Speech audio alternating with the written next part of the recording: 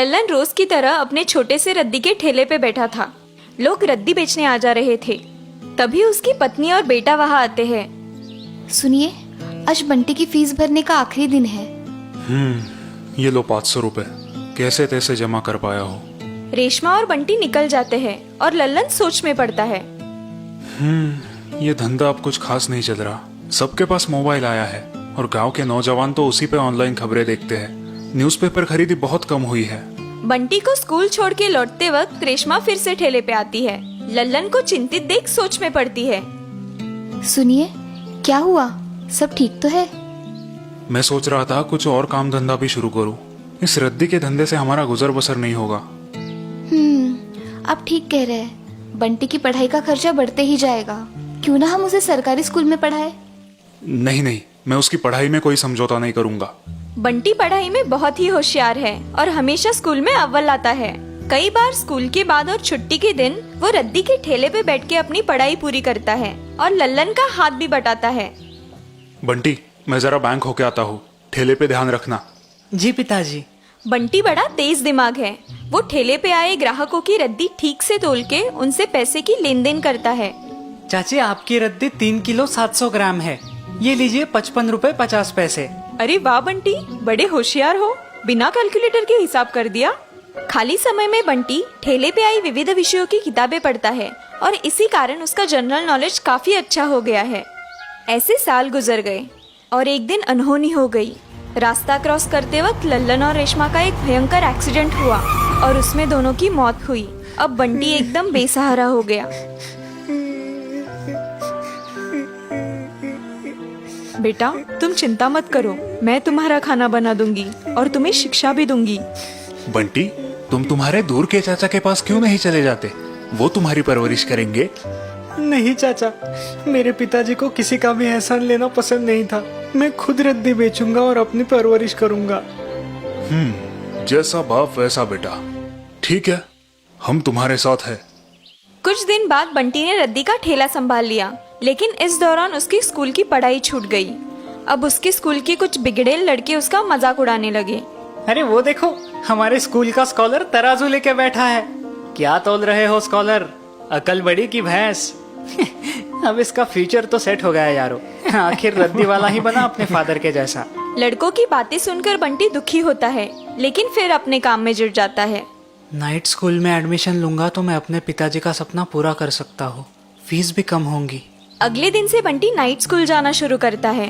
दिन भर रद्दी का ठेला, किताबें पढ़ना और रात को नाइट स्कूल अब उसका रूटीन बन जाता है। ऐसे ही कुछ दिन निकल जाते हैं। गर्मियाँ शुरू होती है। एक दिन बंटी के ठेले के सामने एक आलीशान कार पंचर होती है। अंदर एक बड़े ऑफिसर बैठे दिखाई देते हैं। सर, आपको पानी चाहिए या आपको थोड़ा आराम करना है तो आप मेरे ठेले की छाव में बैठ सकते हैं। बंटी की समझदारी देख ऑफिसर उसके ठेले पे आके बैठते हैं। उनके हाथ में एक न्यूज़पेपर है। पंचर रिपेयरिंग का काम एक तरफ शुरू होता है, दूसरी तरफ ऑफिसर एक पहेली सुलझाने में दंग हो जाते हैं और बंटी उन्हें ऑब्जर्व करने में। कुछ समय बाद कार ठीक हो जाती है और ऑफिसर वहाँ से निकल पड़ते हैं। पहेली वाला न्यूज़पेपर वो वही छोड़ जाते हैं। अरे ये क्या? लगता है सर गलती से ये न्यूज़पेपर भूल गए हैं। गाड़ी का नंबर नोट करता हूँ। बंटी फुर्ती से कार का नंबर नोट करता है।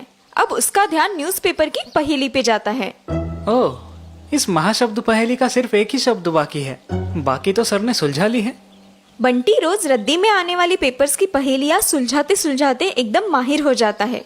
इसीलिए बचा हुआ शब्द आसानी से पहचान कर पूरी महापहेली सुलझा लेता है।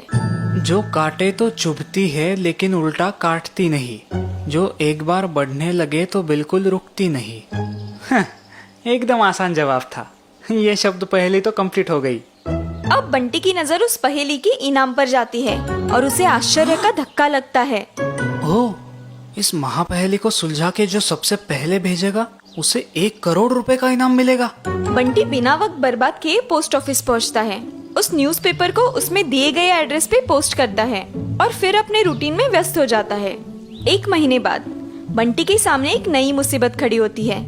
उसकी ठेले के सामने कोई और रद्दी की दुकान खोलता है और ज्यादा भाव में रद्दी लेना शुरू करता है। बंटी के सारे ग्राहक अब उस नई दुकान में जाने लगते हैं। अब तो मेरा इस धंधे में टिकना कठिन है। दूसरा कुछ काम देखना होगा। लेकिन पढ़ाई अधूरी रह जाएगी। बंटी अपना ठेला बंद करने की सोच ही रहा था कि तभी कुछ प्रसार माध्यमों की गाड़ियां वहां आती है। चैनल के रिपोर्टर्स, कैमरामैन आदि बंटी को घेर लेते हैं। सारा गांव जमा हो जाता है और बंटी पूरी तरह से उलझन में पड़ता है। नमस्कार बंटी जी, इतनी बड़ी सफलता पाने के बाद आपको कैसा लग रहा है? बंटी जी, हमें बताइए, आपने ये महाशब्द पहेली सुलझाई कैसे? कौन है आपकी प्रेरणा? जी आप क्या कह रहे हैं? कौन सी पहेली? एक रिपोर्टर उसे वो शब्द पहेली दिखाता है और बंटी चकित हो जाता है। ये देखिए बंटी जी, आपने ये 1 करोड़ के इनाम वाली महाशब्द पहेली सुलझाई है। कॉन्ग्रेचुलेशंस, आप करोड़पति बन गए हो, वो भी इतनी कम उम्र में। अब बंटी को सारी बातों का खुलासा हो जाता है।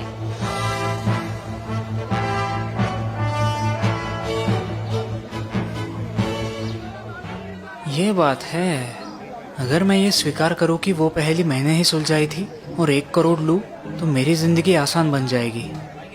बंटी कुछ उलझन में पड़ता है। देखिए, ये पहेली मैंने नहीं सुलझाई है, इसलिए इस इनाम का असली हकदार मैं नहीं हूँ। बंटी की बात सुन के सारे उपस्थित लोग अचरज में पड़ते हैं। क्या बोल रहा है ये लड़का? लगता है शौक में गया है। मुझे लगा ही था ये छिचुंदर का ये महापहेली सुलझाएगा। पागल है क्या? 1 करोड़ पे पानी फेर रहा है। बंटी जी, आप कहना क्या चाहते हैं? देखिए, इस इनाम का असली हकदार वो है जिनके गाड़ी का नंबर MP06 AB5432 है। अरे ये तो चैटर्जी सर के कार का नंबर है ना, इस न्यूज़पेपर के owner. What a coincidence, what a news. तभी बंटी ने बताई कार वहाँ आती है और कार से वही ऑफिसर उतरते हैं। वो बंटी के पास आते हैं। बंटी, इस इनाम का असली हकदार मैं नहीं, तुम हो। सर प्लीज हमें सारी हकीकत खुल के बताइए। ये श्योर, मैंने आखिरी एक जवाब ना आने पे वो न्यूज़पेपर फ्रस्ट्रेट होके बंटी की दुकान में फेंक दिया था। मेरे ही न्यूज़पेपर ने मुझे चैलेंज किया था और हराया था, इसीलिए मेरा ईगो हर्ट हुआ था। मिस्टर चैटर्जी की बात सुन के सारे लोग चकित होते हैं। लेकिन आज बंटी की ईमानदारी और होशियारी देख के मेरी आंखें खुल गई और मेरा इंटेलिजेंट होने का घमंड भी उतर गया। चैटर्जी की बातें सुन के सारे उपस्थित लोग तालियां बजाते हैं। बंटी की आंखें भर आती है। बंटी, आज से तुम सिर्फ और सिर्फ पढ़ाई करोगे और अपने माता पिता का सपना पूरा करोगे। मिस्टर चैटर्जी बंटी को 1 करोड़ का चेक प्रदान करते हैं। सारा गांव बंटी की नम्रता, ईमानदारी और होशियारी देख के सराहना करता है। काश आज माँ और पिताजी होते।